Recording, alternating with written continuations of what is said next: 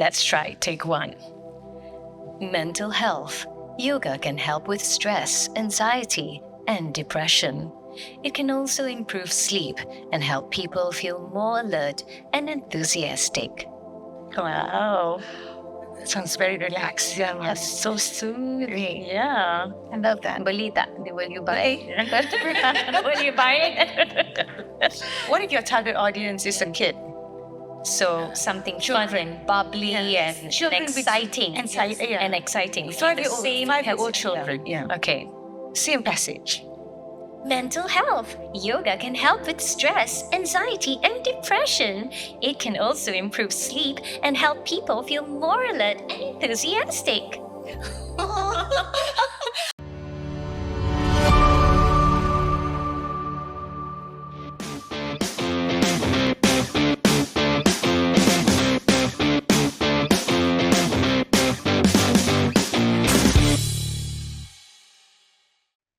My fascination with yoga primarily rests on how many of its movements mimic that of animals, such as the cat stretch, the lotus pose, and also how aligned it is with nature.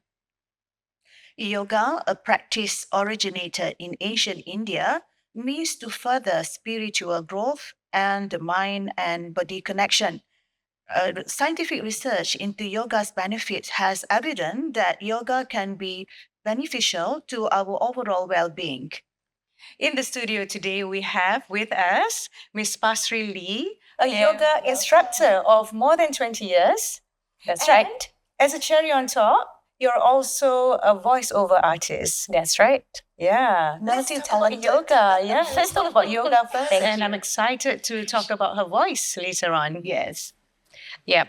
Well, like Sarina has mentioned, I've practiced yoga for more than 20 years. I was introduced by my best friend after I had my son. I have a 25-year-old son, and after having him, I had really bad back issues. I've been going regularly to a chiropractor, and I was already thinking of doing yoga at that point. And I asked the chiropractor, how do I improve my situation? Because it was getting from a 4-week meeting with the chiropractor, it became 3 weeks and 2 weeks. So I realized that my back was getting really bad. And he did say that I needed to strengthen the muscles behind my back, perhaps the sedentary lifestyle, past injuries as a child, and also made worse with the pregnancy. So it was just a perfect opportunity when my girlfriend started an all ladies group yoga in Damansara Heights, and I joined her. And we did it, if I'm not mistaken, maybe twice a week or 3 times a week. I can't recall now.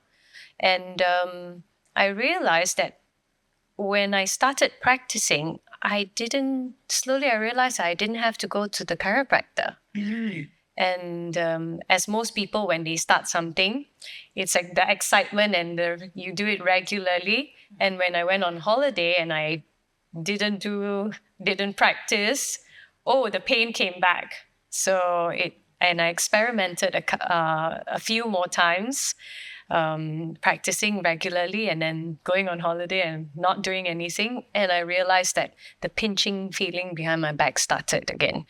So for me personally, I feel that it has helped me strengthen my back and solved my back issues. I don't suffer that really painful experience that I used to anymore.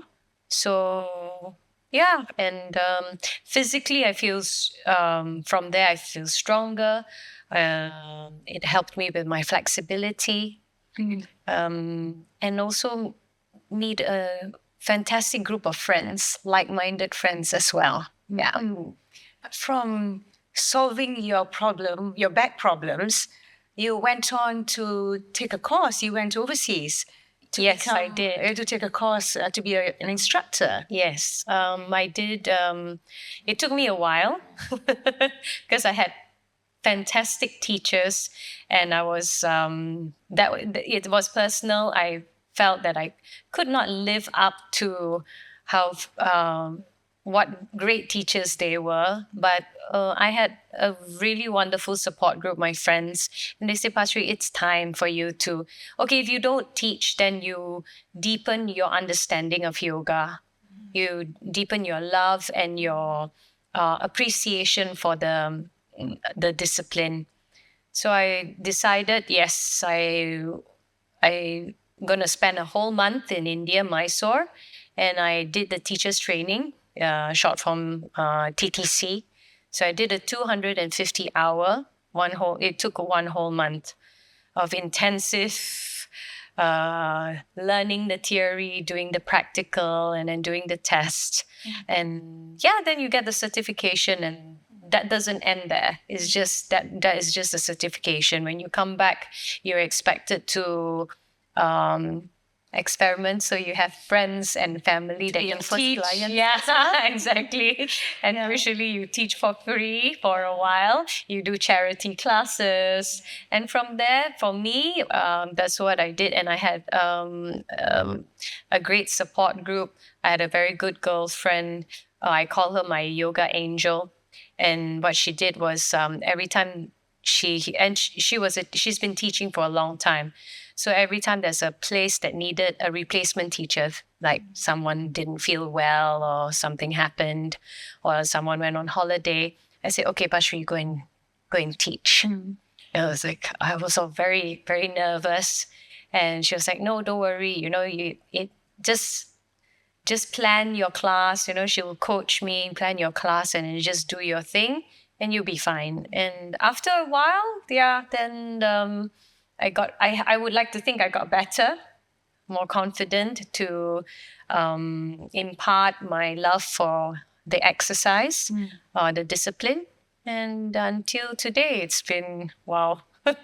I got my certification in 2014. So yeah, do the math. Going to be 20, 10 years, 10 yeah. years. And what kind of yoga are you practicing? Because I know that there are many disciplines of yoga, right? So Yes, there what are are. you specializing in? I teach Hatha yoga and also Vinyasa and Ashtanga Vinyasa. So just for the benefit of the listeners and my two lovely hosts, there are a few branches. Actually, I think about 6 main branches that are practiced here in Malaysia and worldwide. There are many branches, but I think the more popular ones. So Hatha yoga is one of the basic. So it stems kind of like starts off the root or the tree trunk, of the yoga. So in Hatha yoga, it's pose by pose. The teacher chooses the sequence. So the class could be anything from 45 minutes to 1 hour and 15 minutes. Some may be longer. So someone who is a beginner, Hatha yoga is great because teacher the instructor holds a pose, introduce the pose and holds the pose about 3 to 5 breaths. So it could be up to maybe 10 to 15 seconds. So it strengthens your muscles, works on flexibility, and you understand the pose because the teacher will actually usually tell you how you should be feeling or what you should be aiming for. So that's Hatha yoga. The next that's very popular is Vinyasa yoga. So there are many, many poses. And what the teacher will do is so Vinyasa yoga is different yoga poses flowing into one another. So you might not hold a pose for too long. And usually there is a repetition in a Vinyasa flow class. So let's say, so those who like a little more fluid movement in yoga, then they would go, or more dynamic movement, they would go for Vinyasa yoga. And another that is also popular is Ashtanga yoga. Ashtanga yoga, there's the primary series, secondary series, and also the third series. So it's set. The poses have already been set. It's a mixture between Hatha and Vinyasa yoga, and you just repeat. And through regular practice, you realize, so for a beginner also it's good. You learn one pose at a time, or a group of poses at a time, and you do not progress until you've kind of mastered the next. So it goes like gradually to the next stage or next pose. It can be very challenging, but over a course of regular practice, you as a practitioner will realize that, oh wow, before I can barely reach my toes, and after maybe 16 weeks, it's like, oh, I can reach my toes now. So you realize that you've gained flexibility, you've gained balance as well. You stand on one leg, and then it's like, oh, before I was tumbling all over the place, now I have the balance to stand 5 full breaths with my leg up. So yeah, you will learn all that in all the disciplines. And the next one that's popular, Iyengar yoga. Iyengar yoga, they use a lot of props. It's very good for beginners as well, and those just newly recovering from an illness or an injury. So they use blocks, straps, pillows. A good Iyengar instructor or teacher will be very specific. You have to alignment. It's very, very focused on alignment. So it's slow, and it takes time with each pose. So that's so there are different yoga practice that you can. There's one for everybody basically.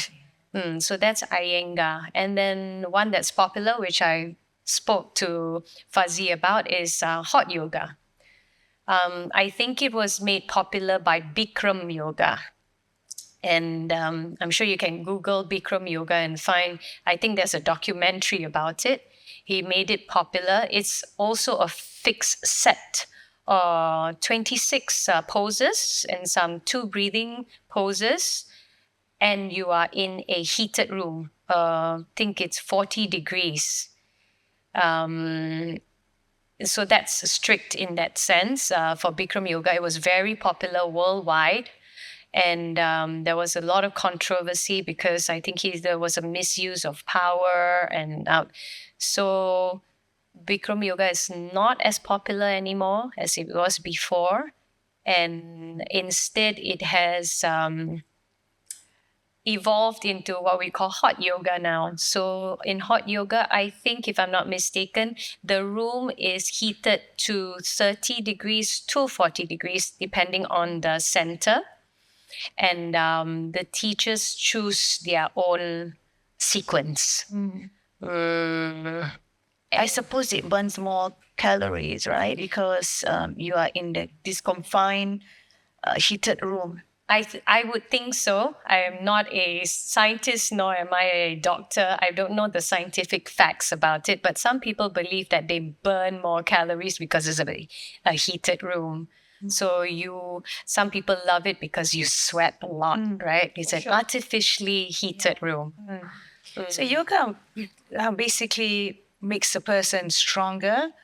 That's what I've been told, because when I see people doing the handstands, all these different kind of poses, it requires a lot of strength. So that handstand is considered an advanced pose. So yeah, I think it was very popular by yoga became very trendy at one point because of certain apparel, Canadian apparel, Yes, that made it very trendy and sponsored some influencers. So when social media came into play, yoga was like the the thing to get into. It's like elite. I mean, Yes, kind so of you get exercise, all yeah. the beautiful poses like handstands and beautiful back bends and all that. That's not available for everybody. Yeah. And and those who can do it, yeah, great, wonderful for them. But there are really very simple poses that are also very beneficial. Like you said, the cat pose. It's a supine, is for your back, basically. It's a flexibility of your back. So a lot of us are in a very sedentary lifestyle and we're sitting hunched over most of the time, over our computers. When we are driving, when we are cooking, we're hunched over. When we are playing with our phones, we are hunched over. So I would like to think that when you do yoga, there is a lot of opening. So the opposite of in that hunched over, like in the cow pose. So in the cat pose, yeah, you kind of suck the belly in and you stretch out the back. But then the opposite of it. So Hatha is like moon and sun, yin and yang. So there's opposites. So every time when you do a back bend, there is always a forward fold. There is always counter. So if you do your right leg, you always do your left leg. Yeah, so I think there is a balance there which is practiced in yoga. Difference between yoga and other exercises, since we're talking about balance. Let's say if you are a tennis player and you're right-handed, so I think you will always be right dominant in most sports. Even I think in football as well. But in yoga, it's both. You have to be strong. They try and balance you out in both. So if you are very strong standing on one leg, on maybe your left leg, then when you stand on your right, you're all over the place. You say, "Oh, I don't need to do that." No, cannot.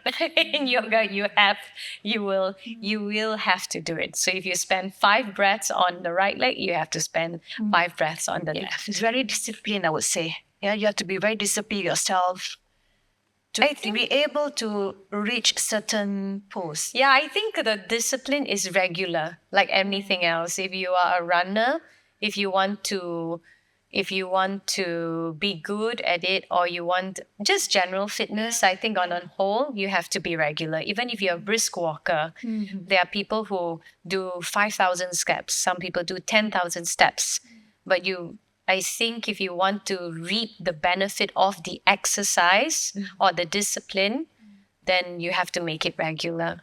Can you just do yoga and not other exercises? Like, for example, I've always liked running and I need to get my steps in. But if I'm on holiday, that may not be possible. And especially if I'm confined to just the hotel room, if I'm on a business trip, for example. But like doing yoga, or just even maybe if I go to at the gym, there's always a treadmill. But if I were to go to the gym and just do weights, it's like, oh, I don't have that steps in, But with yoga, is it enough to just do yoga without the steps, without the cardio? Yeah. I do know that you get cardio as well with doing yoga. Yes. You do it correctly. So that's very true. Yeah. So so like I said earlier, like a Vinyasa yoga, even Hatha yoga, holding a pose. Some of my students will attest to that holding a pose is more difficult than moving around, and you really break out into a sweat. So whereas a karma yoga, which I did mention earlier, was a yin yoga where you stay lower to the ground. It's very therapeutic. It's like a recovery kind of yoga. So you use a lot of props like pillows and blankets and blocks as well.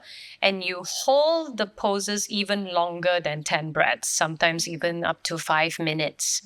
It's therapeutic because you allow yourself to stay in the pose and allow yourself to stretch and go deep into the muscles to relax it. So like if you travel, I find that if I go on a flight, my body gets really tight.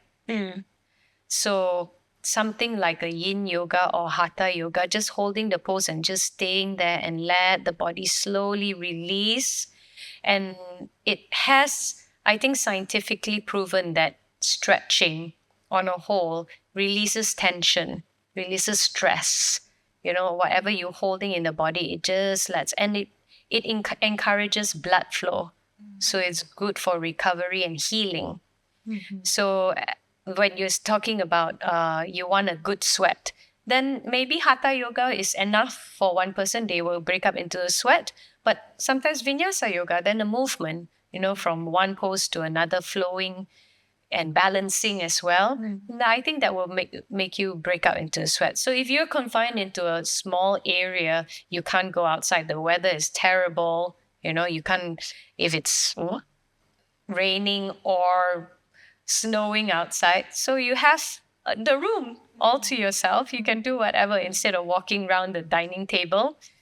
You can use that. So a teacher once said, in yoga, your universe is your mat. So that rectangular shape, that's all you need. Yeah, for the practice. So it's portable. So they have all sorts of, you can do it on a carpet or whatever. But if you can have your mat with you, that's all you need.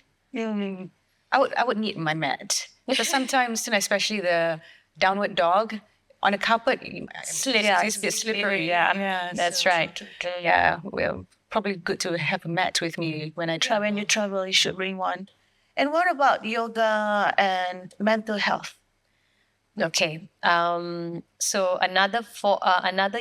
so things like yin yoga, you stay in the pose for a long time, and you hold the pose, and or pranayama, which is breathing exercises.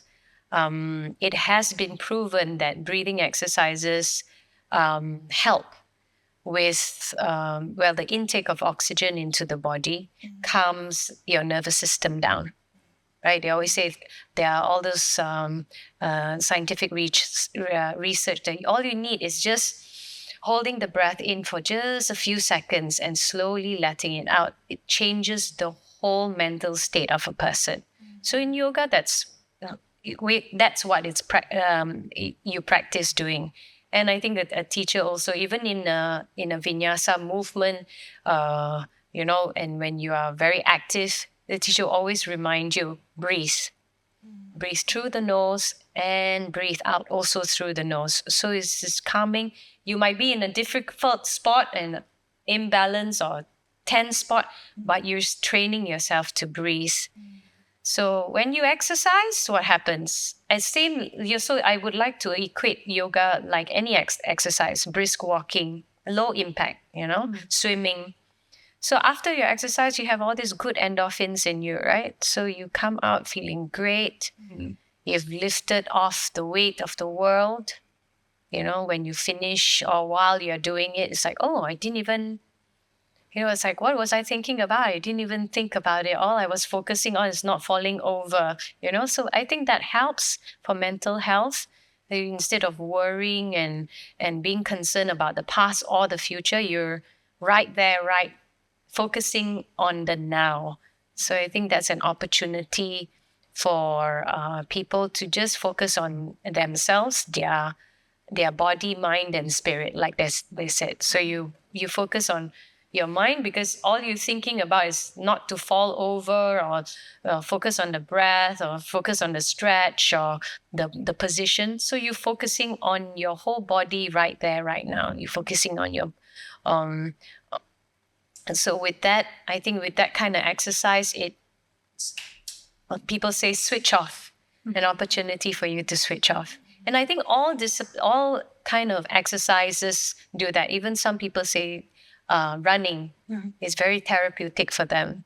So yoga also has that benefit. Notwithstanding, some people say it's better not to run too much. It's better to do a different type of exercise, maybe more weights. I agree. You need to have strength as well. But I still can't not run. For me, that is my exercise. Yes. And of course, I love yoga, but from time to time, I do have to do other forms of exercise. Yes, I think it's balance. There's many benefits of yoga, but I don't think yoga is the be all and end all. I mean, in yoga can be very dynamic and very challenging. You use your body weight, like you said, the handstands, even chaturanga, holding plank, you're using your own body weight. And sometimes that's not enough. Of course, you have to watch your diet, watch what's on in your head, what's going on in your head as well. You can practice yoga every day for 1.5 hours, but the moment you leave the room, you go to all the inverted commas bad habits, then it defeats the purpose of you exercising. So yeah, and so in yoga, I think it's a balance of something that is a little bit, I would like to think, calmer and more the other part of it. So it's more a yin. If you are doing weight training, which is very yang, right? So you breathe, you cardio breathe, you breathe through the nose and out through the mouth. It's like carrying weights. You push, you're pulling weights towards you, and you're pushing weights away from you, heavier than even your body weight. Then do something that's more opposite, something that's calmer, that stretches, because most things like weight training, which I do as well. I have a personal trainer that comes and does weight training, it is very good. It strengthens builds body muscle mass, strengthens your bones, and I think that's a balance. Every individual is similar in that sense, that you need to find balance. Sometimes running a lot, and then you find that you find certain aches and pains because you're moving on the same movement. So yoga will help to counter that, perhaps. That's the hope. You're also a triathlete, which means you do cycling, running, and swimming, right? Yes. All at one go, one after the other. Well, I have participated in triathlons. What would you like to know? Yeah. How does, I'm sure yoga helps you. I would like to think so. I use yoga as like the people say, balance and recovery, which all pro athletes do it now. They might not call it yoga, but they call it balance and recovery. So I've always maintained a regular practice on my own. I teach. I teach private lessons, and I also teach group sessions and in centers as well. All ages, those who are recovering from surgeries as well, private, usually private. So it's one-on-one. And in my class, you have people from as young as, I think, maybe early 20s all the way up to late 50s, even in my class.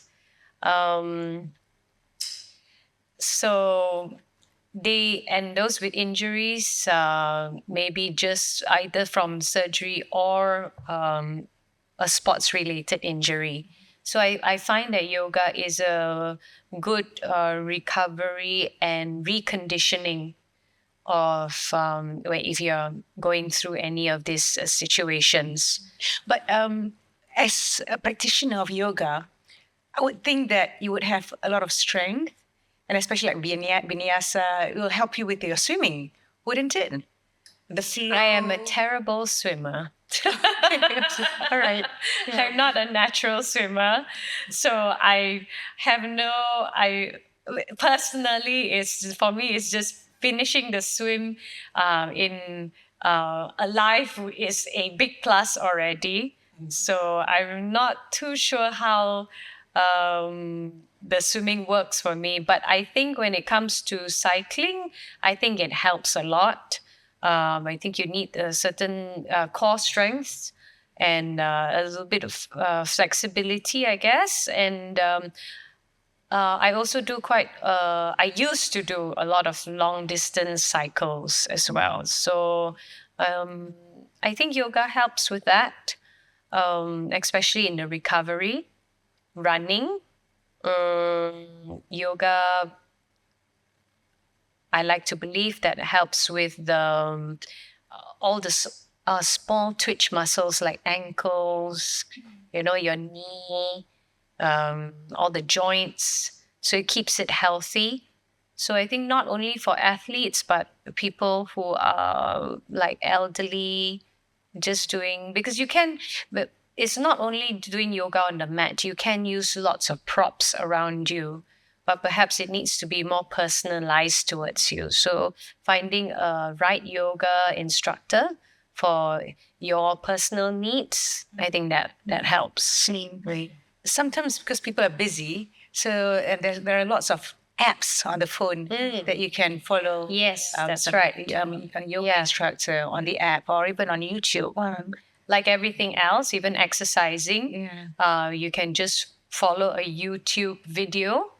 But I'm sure you would know that it's very different when you have a personal trainer watching you. To be sure that you are at the right pose and the balance and all that. Yes. Sometimes can be a bit dangerous as well with certain yoga poses to try to attempt it on your own within the confines of your bedroom, So I think it takes you, for some people, yes, they can go, they manage very well.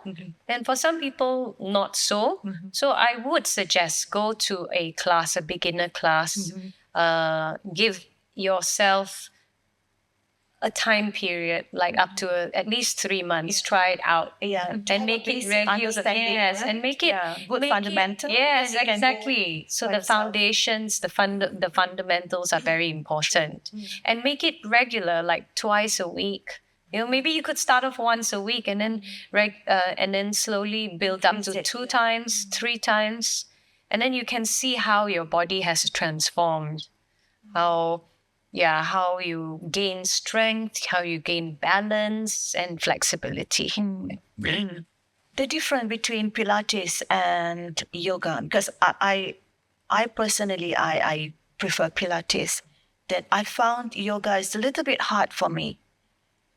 So I'm not a Pilates teacher, but my understanding that is floor Pilates, ball Pilates, and a reformer. If you realize that there is always a tool that you use to assist Pilates. Some don't use as well. So, but most of the time, reformer is also it's trending right now, as I know. So it's developed by Joseph Pilates. I think 1880 or something like that. So I think all exercises are good as long as you make it regular. For anybody. So he developed this sequence of exercises to help, I think, a lot of people with injuries, and it has over the years developed into a source system of to help anybody with access. Like you said, yoga on its own might be difficult for you, but you find that Pilates works better for you. By all means. So I'm not saying one is better or worse than the other. I think you just need to find something that appeals to you and you can stick with it. And the controversy between yoga and religion. Yes, that's a sensitive topic. Like Sarina mentioned earlier, I've been practicing yoga for more than 20 years, and I know you know a lot of your friends of all religions, Christianity, Islam, and even Buddhists who have practiced this discipline for many, many years. They have not converted. I don't know anyone that has converted to Hinduism because they practice yoga. I don't know. Personally, I don't know anybody. So I think ultimately is your intent. Why are you doing it? Which is very important. Some people go there because I just want to breathe. I just want this hour to be me breathing and catching my breath.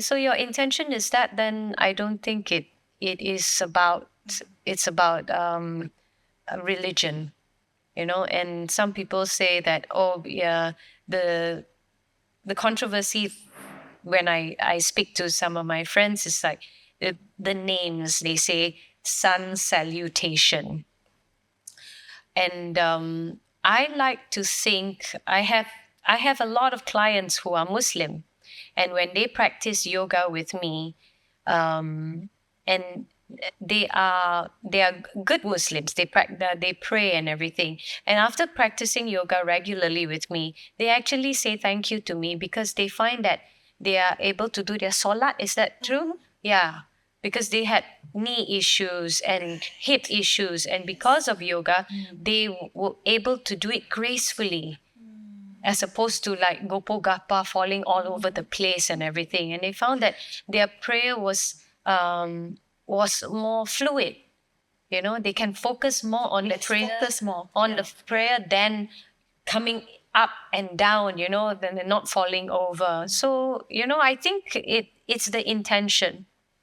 So if you go in with the intention of exercising to strengthen your body, to find balance and everything, I don't think it has anything to do with to who you pray or what you believe in. Yeah.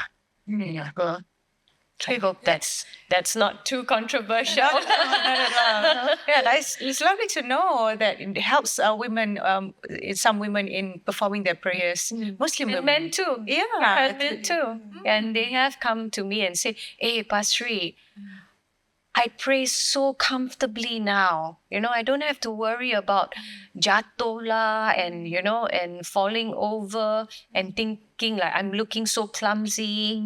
So when you come, I have another student also, husband and wife, and they are telling me, and they laugh, a nervous laugh when they fall over. I said, falling over, there is an art to falling over as well. If you tahan when you fall over, you're going to hurt your hand. Through your wrist. Yeah, your wrists.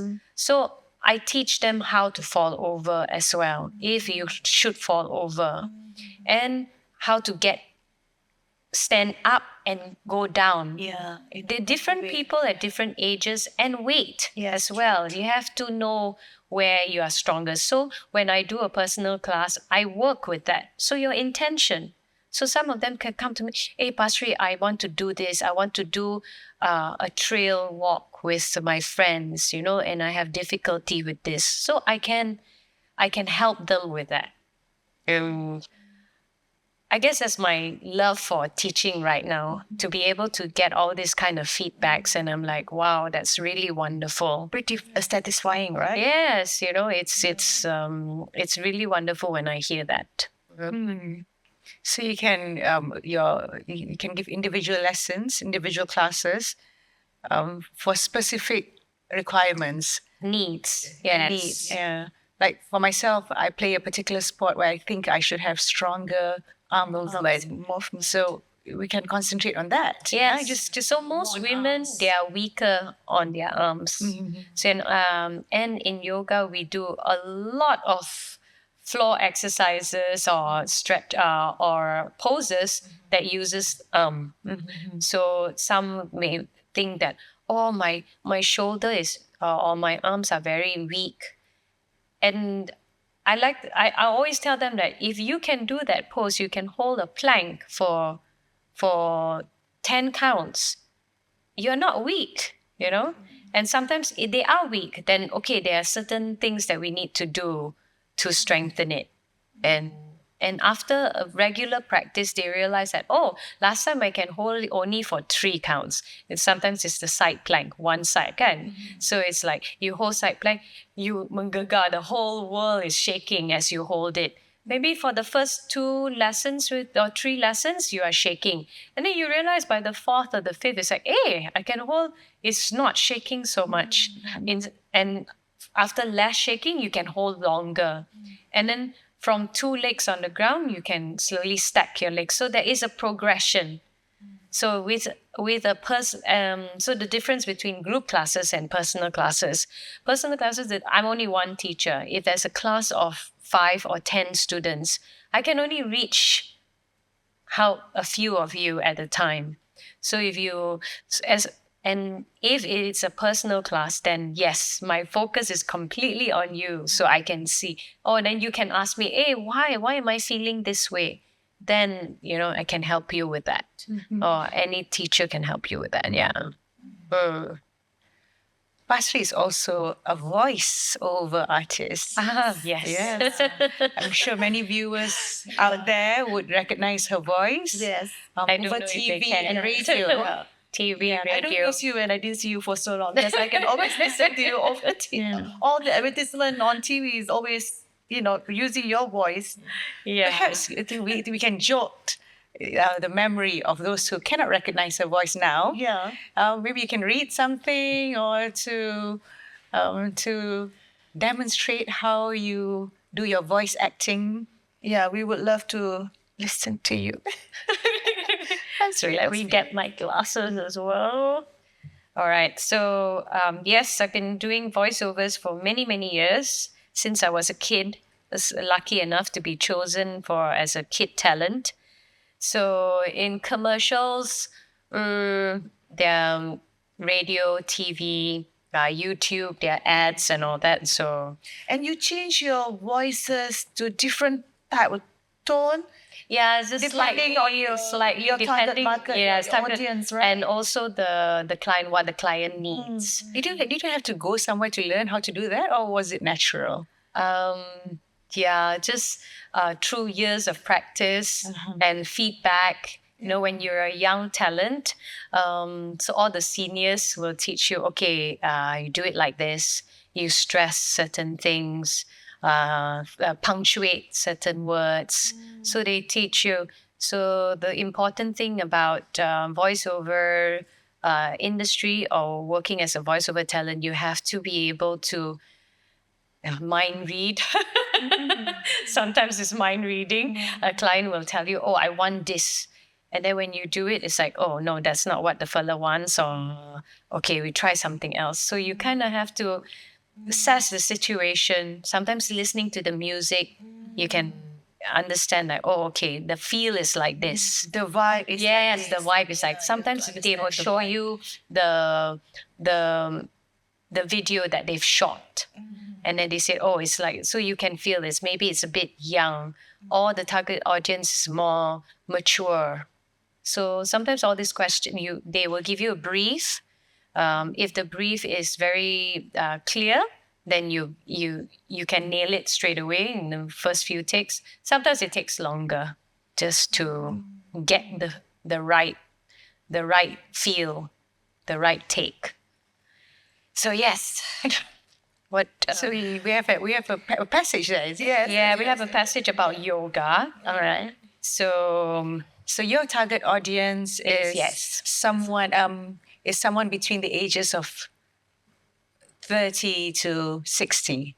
Okay, so it's more a mature audience. and comforting, friendly. Okay, soothing, perhaps. Okay. Let's try. Take one. Mental health. Yoga can help with stress, anxiety, and depression. It can also improve sleep and help people feel more alert and enthusiastic. Wow. That sounds very relaxed. That's so soothing. Yeah. I love that. Beli tak? Will you buy it? Will you buy it?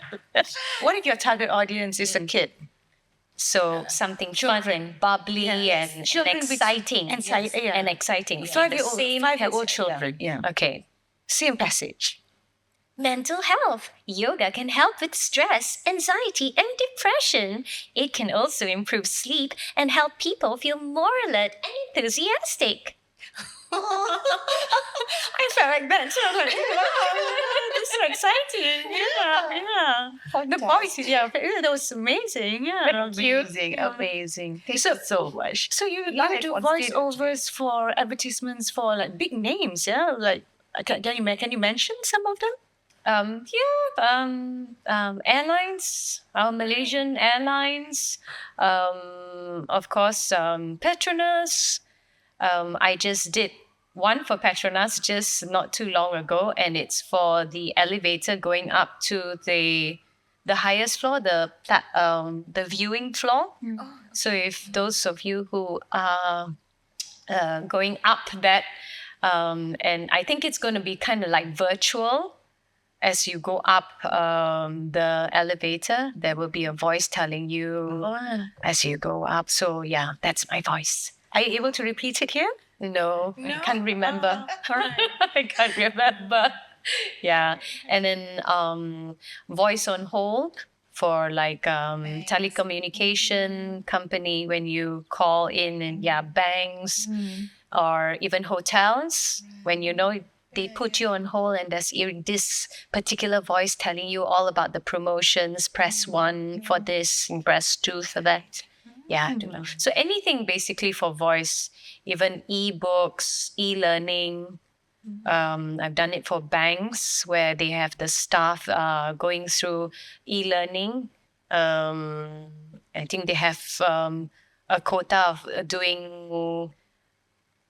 going through certain like risk management or something, and then they go through a more like a exam. They watch basically e-learning through the computer and answer questions and stuff like that. So anything to do with voices. For Malaysia Airlines, surely you can remember something. No, I can't remember. Especially when we're abroad, you have to listen to a voice. Yeah. Well, as At Malaysia one point, Airlines, I was actually the voice for the what's that? The safety video. Oh, really? Yeah, at one point, but I think they changed it. Now it's the dancing one. So yeah, previously it was my voice. Yeah. Right. Fantastic. It was lovely to have you here. Oh, thank you. I Keep hope coming. your listeners and you have learned something and have a little appreciation for yoga. Definitely. Try it. Those have not tried. And be consistent. Yes. Yes, Yeah, I be think consistent. ultimately, like everything else. Yeah, true. Like everything else. Yeah.